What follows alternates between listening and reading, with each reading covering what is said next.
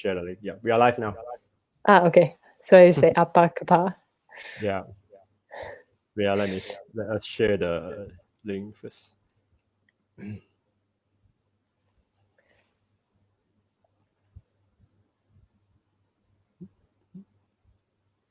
Hi guys, we are live now, so let us share the link from our Facebook.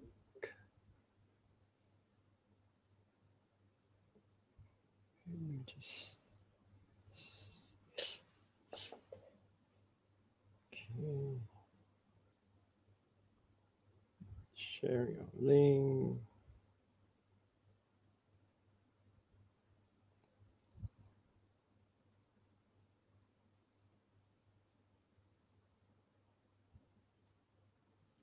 Okay, first one done. Second phone.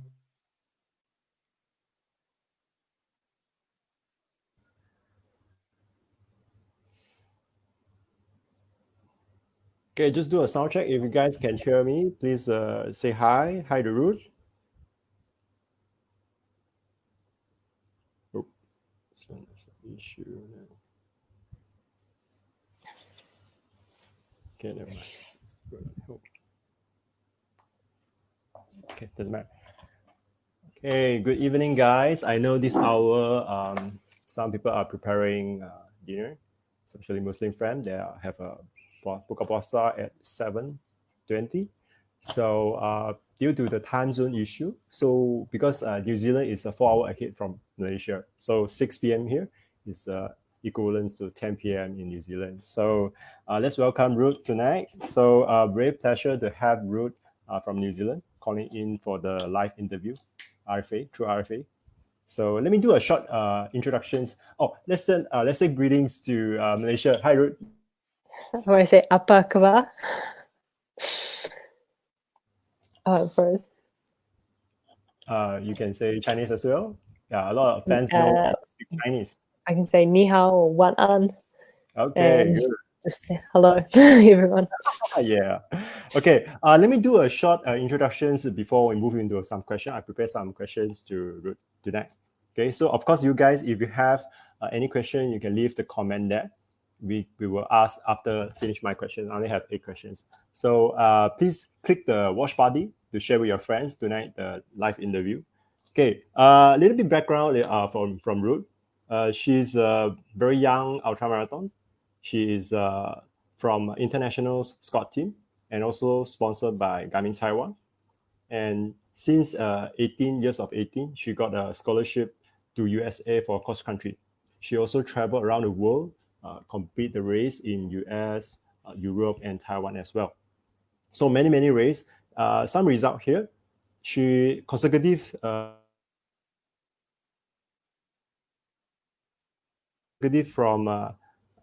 from Mont Blanc marathons, 2018 and 2019 first place.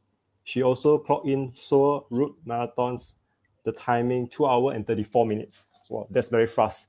2 hours 34 minutes is a lot of Malaysia male and female dreams to run that marathons. Okay, yeah, it's very fast. Okay, so okay, my first questions to Ruth today.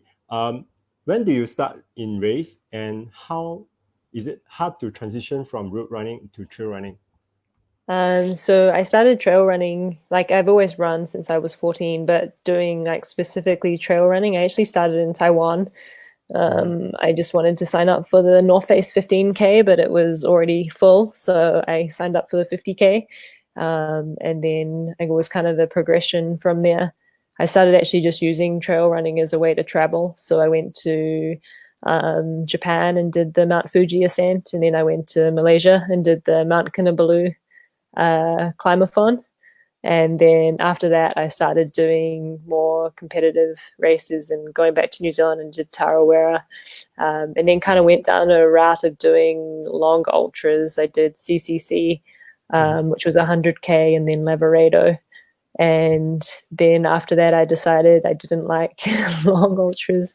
I decided I didn't like hiking and I didn't like using poles. And so at the moment, I do round the up to 80K kind of distance is what I'm enjoying. Yeah. Okay, so that's the reason why you skip the take the pool and you just go for 50K, right? The ultra marathon. Yeah. Yeah. Okay, now we know why already. Okay, now why you always join 50K and marathons. Okay, as we also know that your Instagram, people always call you Kivicho Runners, so that's your nickname. Really? Yeah, so in Malaysia, we mentioned about your nickname from there. So Yeah. my second question to you is, what do you look and when you're choosing a trail running shoes? I mean, give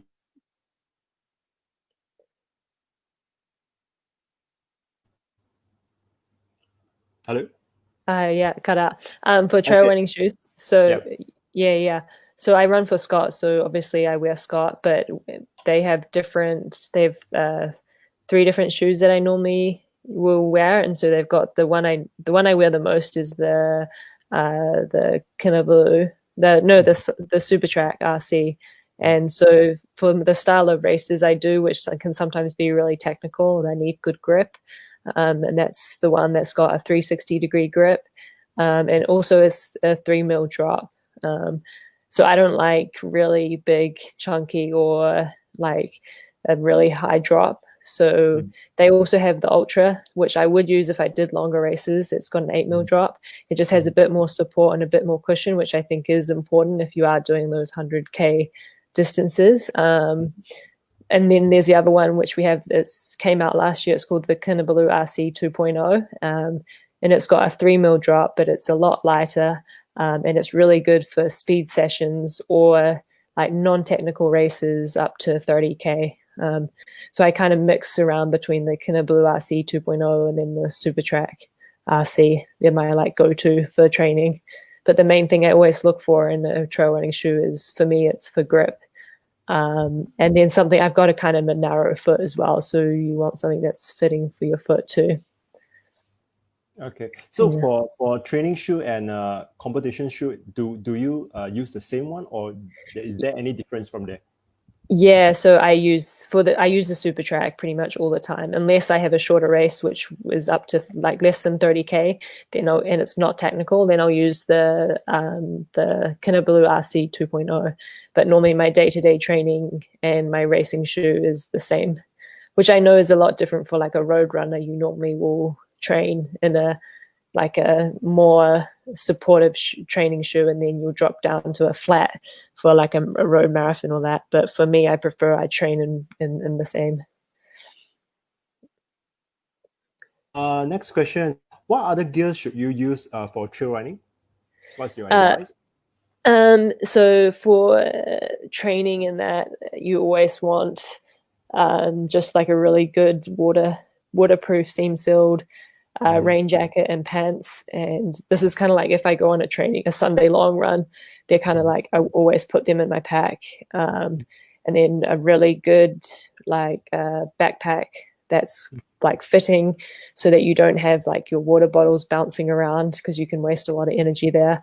And then recently I've actually started taking this isn't a sponsor plug at all, but the Garmin InReach Mini, because in New Zealand, I don't know how it is in Malaysia, but in New Zealand, I can end up being in areas with no reception by myself. And so that's just an added safety thing that I've started carrying on all my long runs, which I think is really important, and that a lot of trail runners kind of overlook in a sense. Yeah. Okay, thanks. What are the one thing you feel hill and heavens in trail running? Hill means the pain point, and the Yeah. heaven means the reward. I'm sure that it's always is a balance, right? So Yeah. let's share about your thought about it. Yeah. Hell can be, yeah, it depends how you look at it. There's been a few different examples where like I've gone off course and gone the wrong way, and at the time you always feel really angry and frustrated with yourself, but in the end of the day, it's just a race. It doesn't matter. That's a bad one. But I've learned to not lose my control when you do go the wrong way, and just to go with it.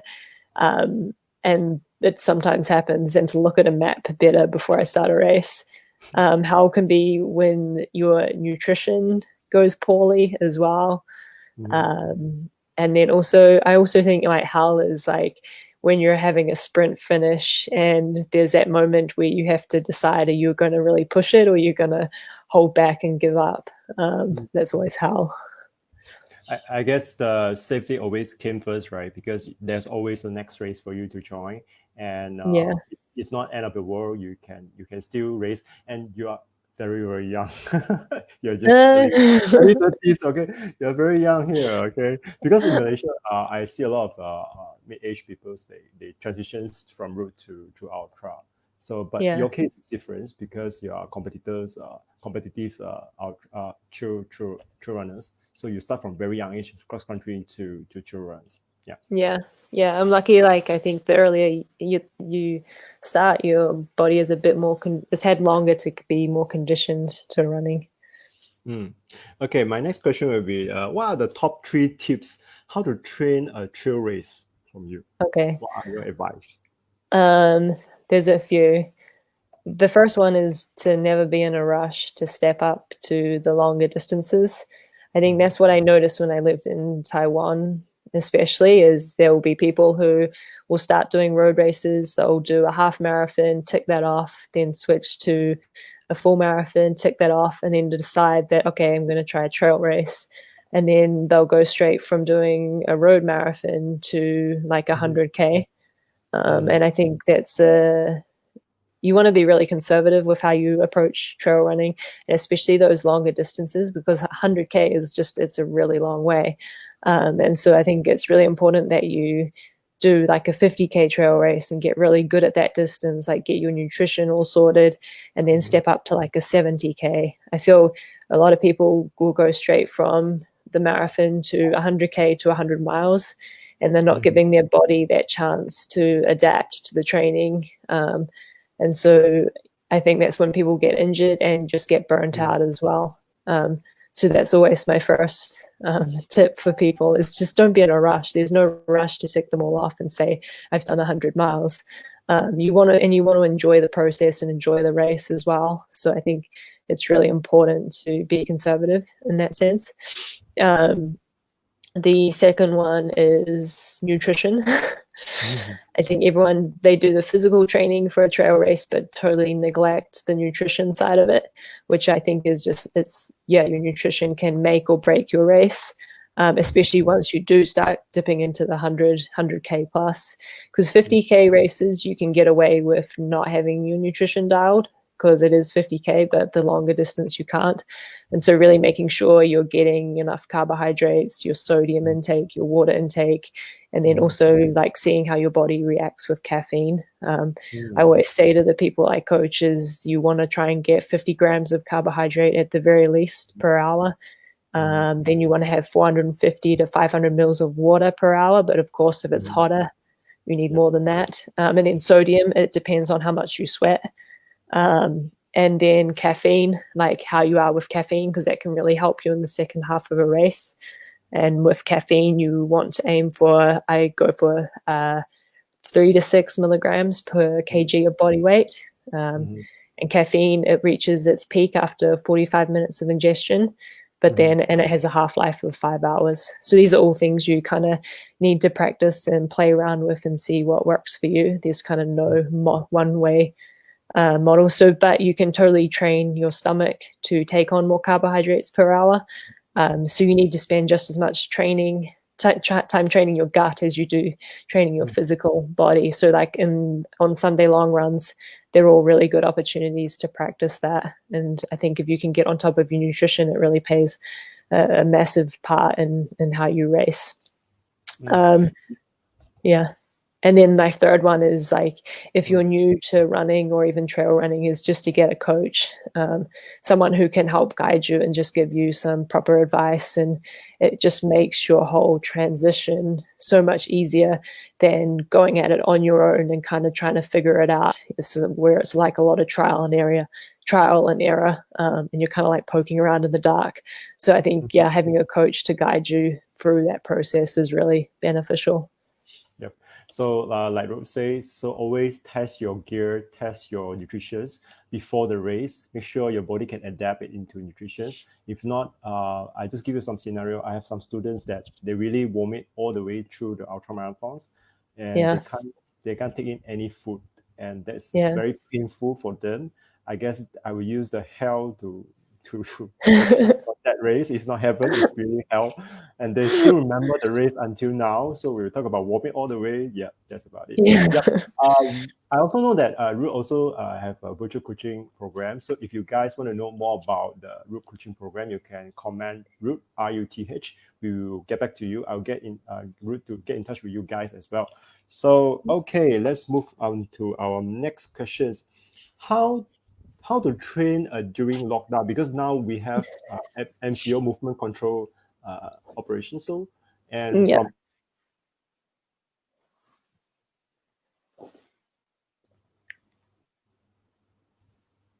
from Yeah, so my advice for that is, like, I think just going on social media and the internet and everything, there's been so many at-home workouts posted. And to be honest, like, I don't think if you're stuck inside in your house, I don't think it's the time to really go nuts on doing those sort of workouts. I think it's just a time to, okay, be like, okay, I'm at home, do a bit of daily activity, 30 or 60 minutes, like yoga or something, more for your mental state than your physical state. And then, because I feel like if you do too many at home workouts right now, by the time you get out of the lockdown and can exercise outside, you're just going to be burnt out. So instead, just use this time, shift your focus, like focus on your family or cooking meals or just other things. And then once you can get outside, do that and train in that way. And just when you are able to go outside, really don't go crazy as well. You got to be realistic that you've just been in lockdown, and kind of go back to easy running and just build yourself up from there, would be my recommendation. And just like, I don't think there's going to be any races on anyone's calendars anytime soon. So keep that in mind. Yeah. And so make sure you start from the bottom, start with your base training, and then gradually work your way up. Because I think a lot of people are coming out of lockdown in Spain and France and that. And I think everyone's going to be so excited to be outside. And there's going to be so many injuries because I think people are just going to go nuts and overdo it. Yeah. Yeah, yesterday actually is our first day that government announced that you can go out to run, but social distance, you can't go for 2 meter, 5 meters to close to anyone. So I started to jog around for 15K, but now I get sore for my calf. It's been so you're gonna pay off, right? So you gotta take a progression. So that is my experience for that. Yeah, so cool. Okay, next questions. What is the share to us why? Sorry, you cut out. Okay. Which one is the most memorable race event for you? And share with us more. Why? The most memorable. Man, there's been so many, and a lot of them are very different. I actually just did one in New Zealand in February, and it was over my favorite trail in New Zealand. It's 85K of single track. Wow. And it was in the area I grew up. And it was just, for me, it meant a lot because I had a lot of family that could come and watch, and normally my family's not able to watch my races. So that was probably quite a special one for me. Yeah. Wow. Okay. It must be so proud to race in your hometown and your family come to support you. That's where we. Yeah, I haven't, like, that's the thing, I haven't actually raced a lot in New Zealand. So yeah, it's always good to be back here and running. Yeah, because usually you also go and support your friends, go to overseas race as well, right? When you join just friends. But this round you give you a very, very good support from there. Yeah. Yeah. Cool. I think I don't have much question from my side. If you guys have any questions, feel free to ask for the questions. Let me go through the questions one by one. Okay. So it's not many race. Okay. This is more like a question for you. Okay. Welcome, Ruth. When can I come to Malaysia for a race? Not so. I can't go anywhere right now. No, so I don't know. Yeah, but when you come, just now we was before we started, we have a chit chat. So Ruth only mentions she remember in Malaysia there's two things: Mount Kinabalu and KK Mount Kinabalu, and second is the Penang food. I say, wow, you know that's the heaven of the food, right? In northern side. Yeah. Yeah. Not so soon, I guess, as MCO, everyone need to keep safe, train at home and don't travel a lot. Yeah. Even Yeah. I think most this year end. So even in Taiwan, I checked with Taiwan friends that they don't have any races until December. Maybe have one two race, but still haven't confirmed yet. Even China, Oh just now we were wow. talking to Jason, there's no more major race event in China as well. So I Yeah. think this go around for around the world. Yeah. Yeah. Okay. That's the next question. Jenny asked about how should a beginner who been running in the route start training on a trail run? Yeah. Yeah. So for that, it would be find a trail running group or someone who has experience in trail running to take you out and teach you, like teach you how to climb properly, how to descend, how to run on technical terrain.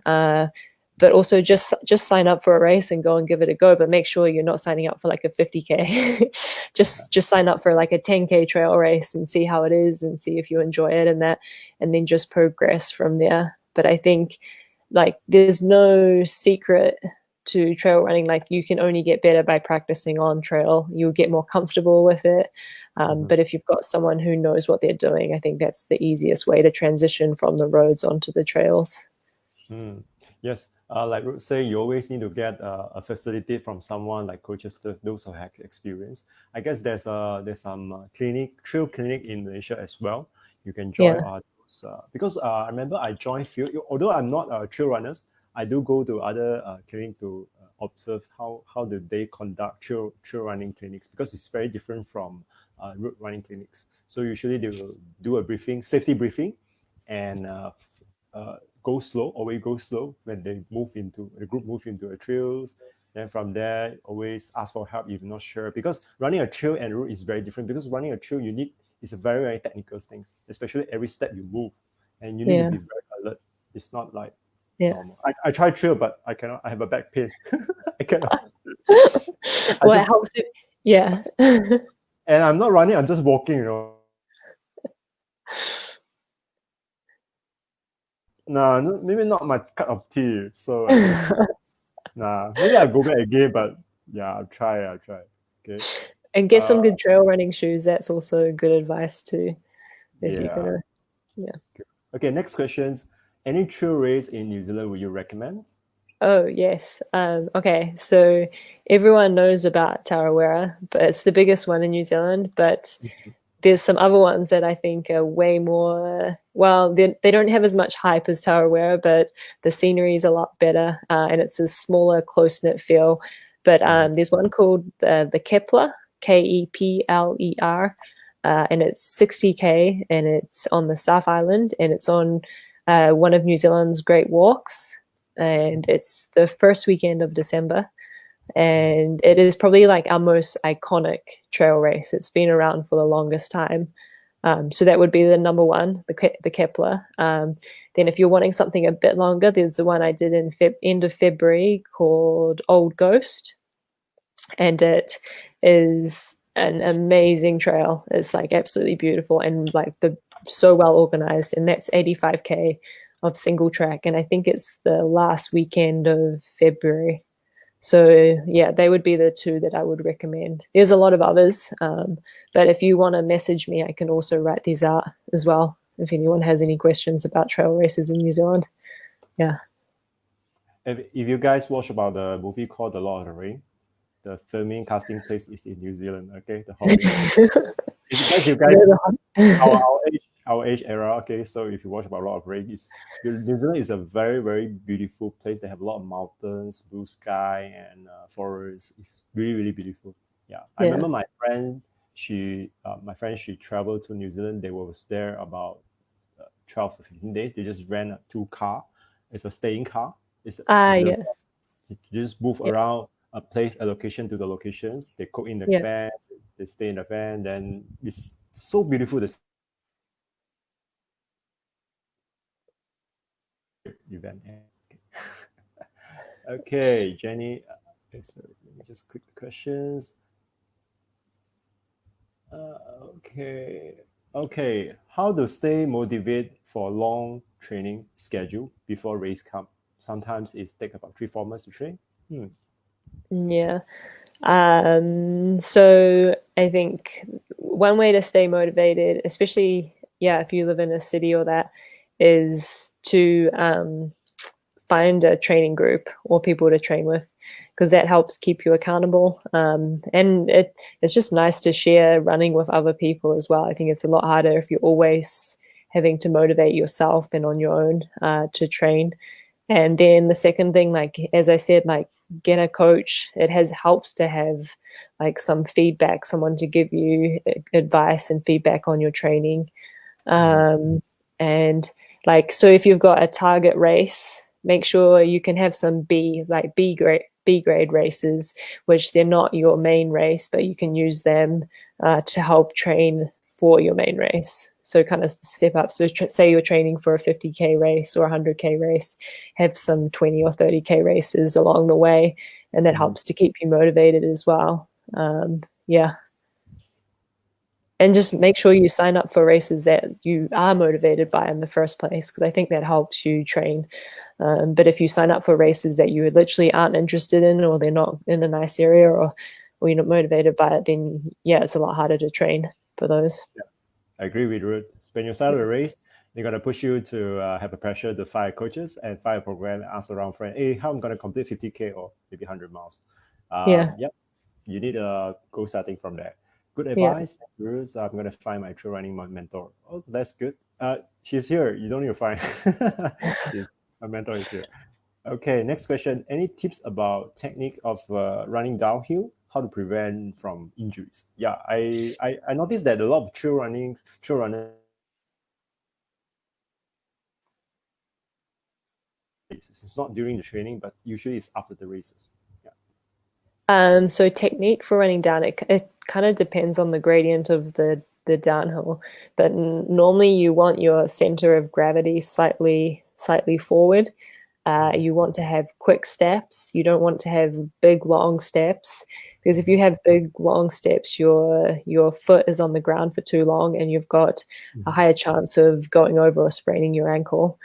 So quick feet, gravity slightly over, and then looking forward at the route that you want to take. So where you're going to run, you don't want to be looking directly down on your feet, and then being upright as well.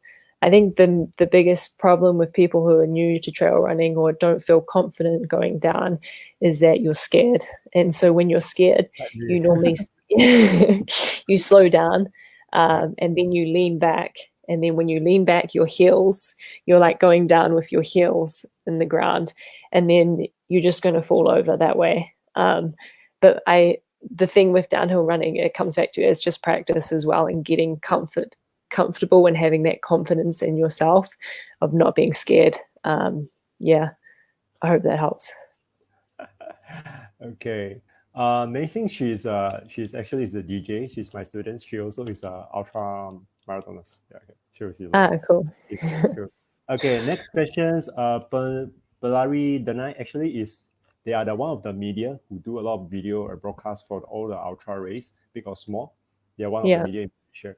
So their question is between OCC and Lava Radio, which race is your most favorite race? Any plan to join a Spartan Trail? Okay. So definitely OCC. I did Lavaredo, and it was like a race where I decided I did not want to run ultras again. I was throwing up at 70K at Lavaredo. Yeah, and it was just, I felt like I was just hiking for 14 hours. So yeah, after Lavaredo, I was like, I'm never doing an ultra again, but I probably will later. I got sick. I think I was taking on too many calories, and then I started throwing up at 70K, and then just kind of had to suffer through to the end. And it starts at 11 o'clock at night, and I'd practice running in the dark, but I just don't enjoy running in the dark either. And so, yeah, I'd kind of at the time got caught up in the hype of running ultras and started going down that route of wanting to do Western States and UTMB. But realistically, I like to run. And so a lot of these longer ultras often like involve a lot of hiking. And so it was kind of a wake up call for me that, yeah, I don't want to do UTMB or Western State and drop back down to the shorter races where you can run and then you don't have to worry about your nutrition for like 14 hours either. Yeah. Yeah. And then I know Spartan Trail, they were going to start a series this year, I believe. And so I was looking into it, but I'm not sure. Yeah, we'll see what happens this year. Yeah. I think they will have few category like 50K, 75K, 100K, and above, right? Yeah. So usually you have those like 3 to 4 category or 100 miles. Yeah. I guess the world tour usually will have 100 miles because that's the things. They fly all the way to there, just complete the 100 miles from there. Yeah. Yeah. All right, guys, if you have any questions, feel free to type in comments. We will read out for you. And one more questions. What's advice for training if there's not many hills? What is your advice for training if there's not many hills in the city? Oh, I think Sam's question is because we stay in city, there's not many trail in the city. Kuala Lumpur, which is our city. So what is your advice to if let's say we sign up 50K or 75K for trail running? So how do we train from there? What was your advice? Yeah. Well, I used to live in Taipei, and so during the week I actually trained on a flat concrete river path. So it's totally doable.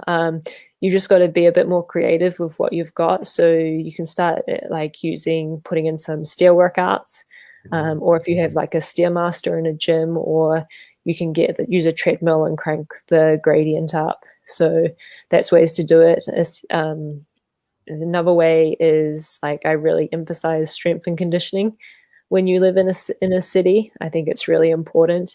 So if you can really work on your glutes, your hamstrings, your quads, and help build those up, because the thing of living in a city is you're not able to practice not only running up, but you're not able to practice running down. And so if you don't have strong muscles, then come race day on that first long descent, your quads are going to go and you're really going to struggle for the rest of the race. So I think if you live in a city, the main thing is, get familiar with stairs, because I think every city has those. And then the second one is to really focus on strength and conditioning is important. And then I know, like, say you have a 3-month training block and then like a month out from your race, you have a really long training session. Just make sure that at that time that you get out of the city and actually practice on trails.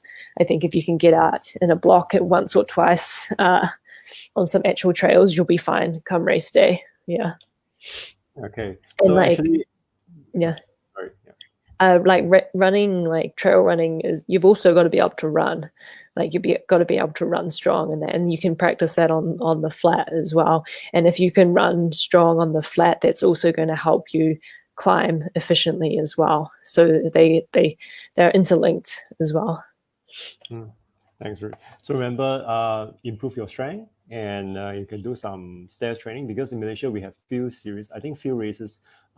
We have a tower running. Tower running is all climb all the way to go to the top. So we have that kind of race as well. Yeah. It's quite famous in Malaysia. We even have tower runners.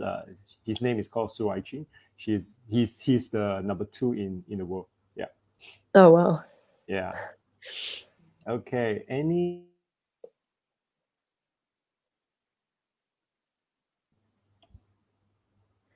So for diet, I think everyone's like, so for my normal diet, I don't eat gluten. I'm gluten intolerant, but everything else I normally eat.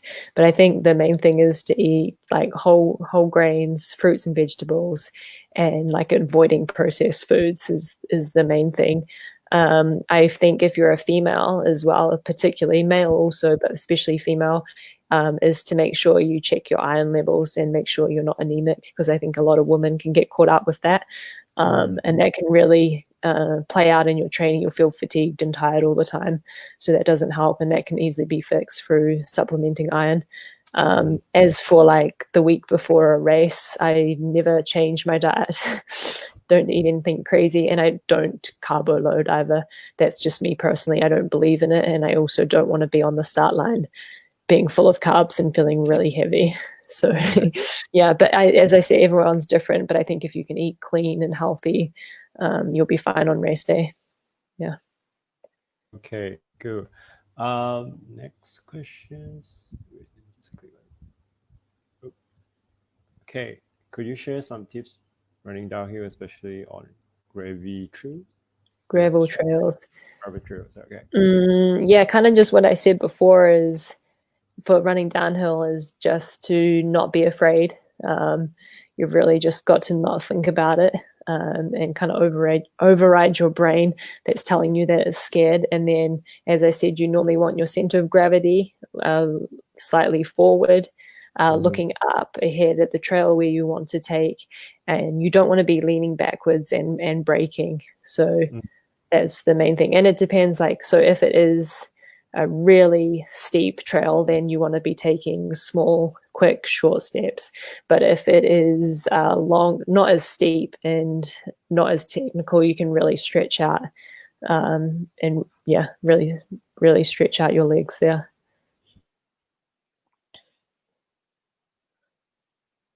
You go and practice the downhill. If you have a fear from downhill, I guess you need to really good preparations. It's not like you just sign a race, you don't know the elevation. The first thing I will ask the trail runners, I say, when you sign up this race, do you know what is the elevation? I look at the Yeah. elevation, I have a fear. I say, even though I'm not the one who signed up, I say, are you crazy? You look at elevation. I was like, oh, that's why I always say ultra marathons, they're all crazy. They all sign up the race and the elevation is so, it's crazy, man. Yeah. Yeah. Well, that's the other thing, like for before about like if you live in a city, like and you have stairs, practice even just hiking stairs because a lot of ultra marathons you are hiking. So you've got to be strong at hiking up. And like if you've got stairs, then you can practice that as well. Yeah. Yeah. I guess I do some interview with all the ultra or trail runners. I asked why you converted into road run to ultra and trails. So they say it's peaceful and back to naturals and Yeah. go to trails, the peoples. So they're not like road runners. They have about 30, 40 packs. They have about 5 tents, small, close group friends. They just go there and just chit chat all the way. They enjoy Yeah. back to nature. Yeah, Yeah. that's Yeah. that's one of the reasons. So yeah, I saw you have posted a lot of beautiful picture. It's something like sky running, but it's not. Mhm. Are you training? I mean, are you join? Have you joined any race from that sky running? Yeah, like last year I go to a yarding in China. I've been the last two, I was supposed to go this year, last 2 years. And so I did that sky running race. And then one of the ones on the Golden Trail series, the Dolomiti one it's essentially a sky running race as well. I haven't joined this series, but I've joined some of the races, and those are often they're kind of up to a marathon in distance, but they're a lot more technical. It's a lot more up and a lot more down, and it's a different skill, kind of I think, compared to just like a non-technical trail race as well. I saw the video. I was so worried. It's so scared to run on there. It's look like so dangerous. It's like oh, Yeah. you're running at the triangle top, right? Like that. So it's like the top there. But the view is supreme. It's beautiful and yeah. Yeah, it makes it worth it. But are you scared during when you run a sky running race? Yeah, I am because I'm not great at technical and I don't always feel super comfortable on it. And Mm. so, yeah, one of the races last year in Italy, a friend told me, he's like, when you're at this summit and about to come down, he's like, just switch your brain off and don't think about it. Just And he's like, just just run. shut down and just go Yeah, there. yeah. Because he said, like, if you start thinking about it, you start scaring yourself. So, um, but yeah, some of them, yeah, I do get scared. There was one in Italy called Trofea Kima, and you Okay. actually had sections where you're on chains. It's Via Ferrata. And that race, my brain was so tired at the end from concentrating. I've Okay. never raced in anything so technical. Yeah. But do you like when you do a trail running and sky running, the altitude would be so much different, right? Can I say? Do you have the Yeah. pressure from the breathing side? So yeah, it depends on the race. So the one in China went up to 4,700 meters. So it's really high, but that's really uncommon. Most of them can be around 2 to 3,000 meters. Yeah. So must be have a hard time to breathe, right? You can't go Yeah. super fast, but you just need to consistent the pace to finish the Yeah. race. Make sure you don't burn out. Yeah. You Not have to be go really hard. careful. Yeah. Not to go too fast at the beginning, because if you get your heart rate up too high, it's really hard to recover from that. And yeah, you just have to be really aware of how you're feeling the whole way. Oh, talk about heart rate. Can I ask, when you're doing the trail running, what kind of air?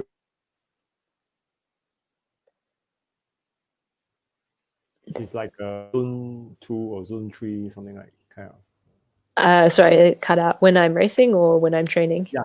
When you're racing for a trail running, right? What kind of zone level? Because in Garmin's they have 5 zone, right? So usually Yeah. what levels you having? It's not the max for sure. You don't get burnout. So usually No. it's the second or third, maybe.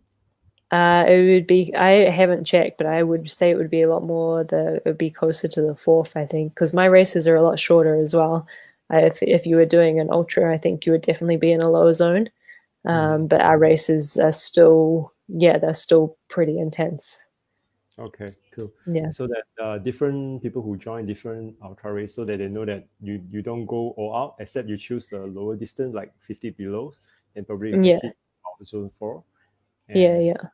at least they know what kind of levels they are. Oh, Yeah. this question is good question. How to prevent blister?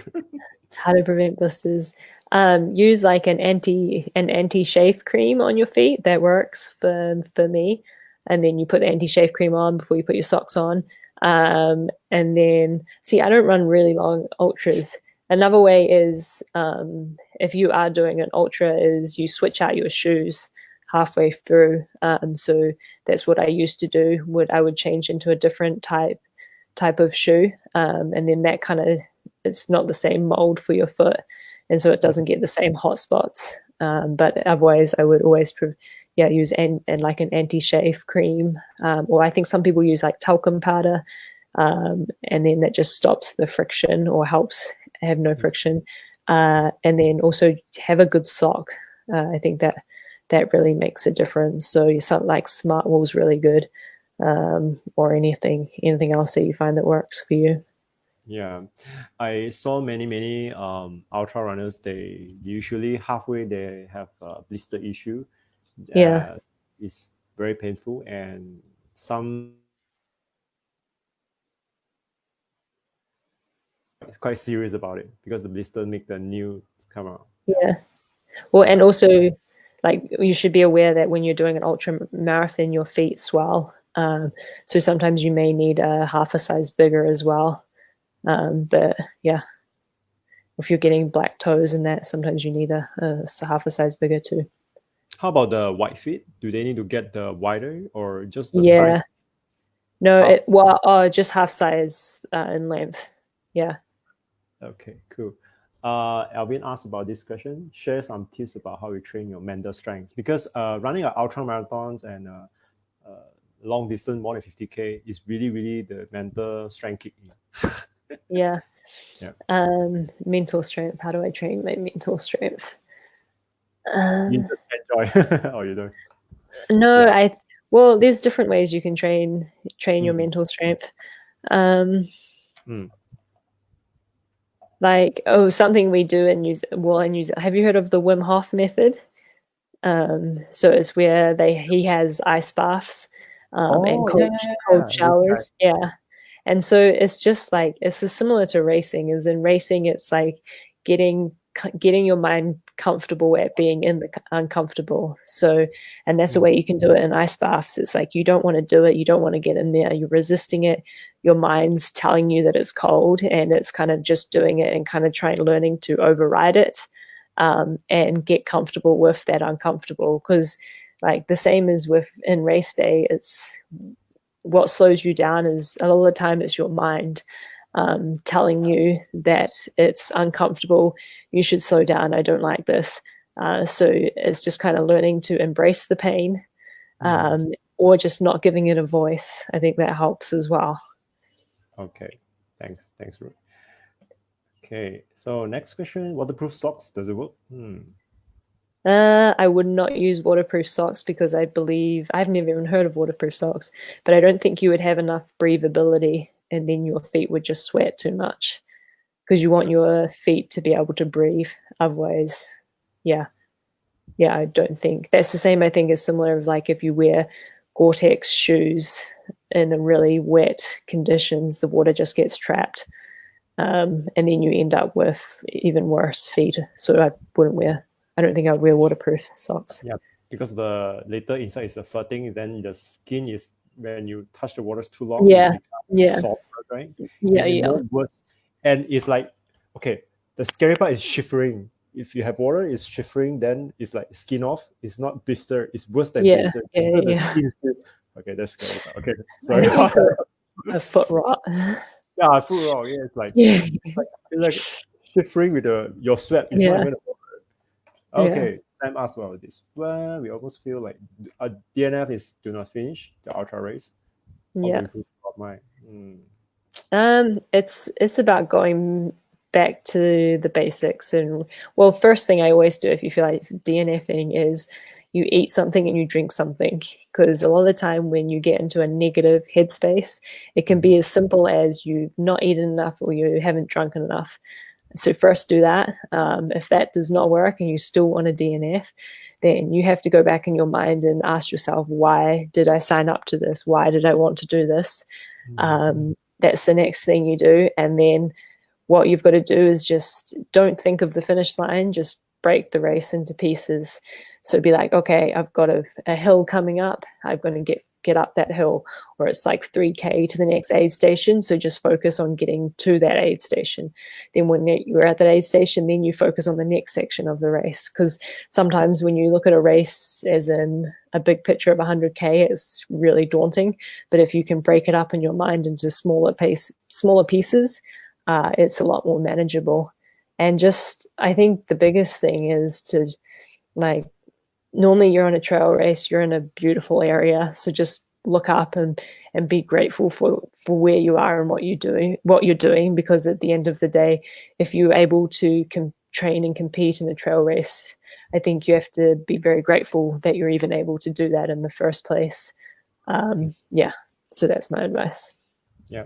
So I guess there's two parts here. One is you train to complete. Another one is to train to achieve something. So I Yeah, guess we really break down. Let's say you sign 100K, you need to test it out for 35K trail run first before you really sign up to 75 100K or 100 miles. yeah, So from there, after you finish 35, you need to decide, do you want to go for 50 or not? Don't straight yeah, away accidentally, because of the friends sign up, so you just go and join the yeah, race. yeah.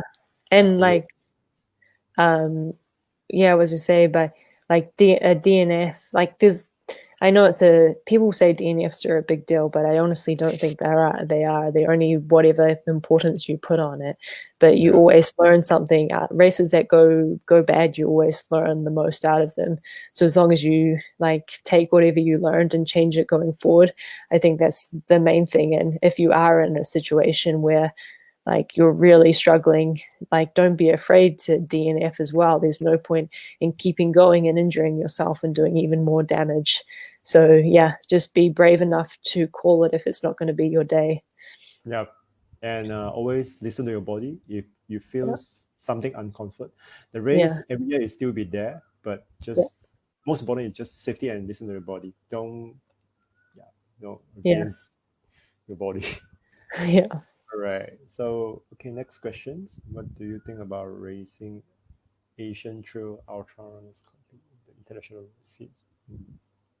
Well, there's like I think the scene is really like the level coming out of Asia is definitely on the rise, and you just have to look at UTMB last year and how well in the past 2 years how well runners from Asia have done, and yeah, I think like in Asia there's the trail system in that, and uh, I think yeah, the Asian community is clicking on how to train smarter and race smarter. So I think it's just a matter of time until they become like even stronger than they already are at the moment.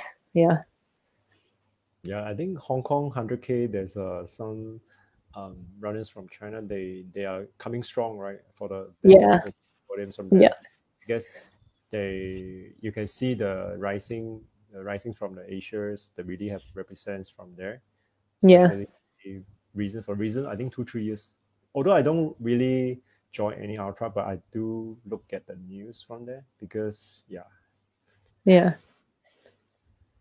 cool. So I guess there's no much questions. So once again, if you have any questions, we will still show here. If no, then we were gonna go off in 3 minutes time. We're gonna have a casual talk with Ruth. Once again, thank you your time. I guess now it's 9:47 in. Is it 9:47? 10:47. 10. Sorry. Past my bedtime. No, but if anyone has any questions or that, you can reach out to me on Instagram or Facebook or anything. If you have any questions about races in New Zealand or that, feel free to reach out. Yeah, let me just let me just type Ruth Instagram here so that you guys can connect to Ruth Instagram.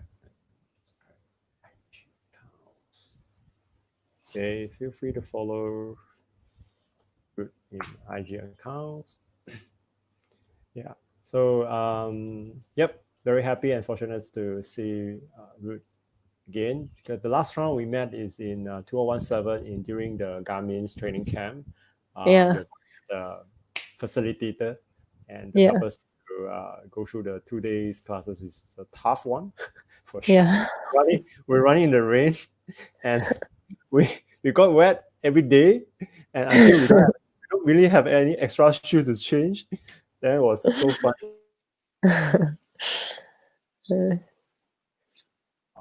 Challenge, I would say, is through along the way you run in your trains. So a lot of challenge will come. So you need to overcome and take on in that. So yep. Yeah. Okay. Thank you guys. So we're gonna go off in 2 minutes. If you don't have any questions, so we're gonna log off in 2 minutes time. Okay, this again. So Yeah. Thank you guys. Any plans for next 2 years? You coming to Malaysia to race again? I don't know. Yeah, probably not this year. No, I don't think this year. Maybe next year. I'm not sure. I never think that far ahead. Like I hadn't even planned this year's races by the time the coronavirus came. So yeah, we'll see what happens this year and then figure out what's going to happen next year. Yeah. So I guess this year is more to maintain the fitness to get improved. And next year we have chance to see the races all open back again. And this year also still have a lot of races is uncertain where they postpone or where they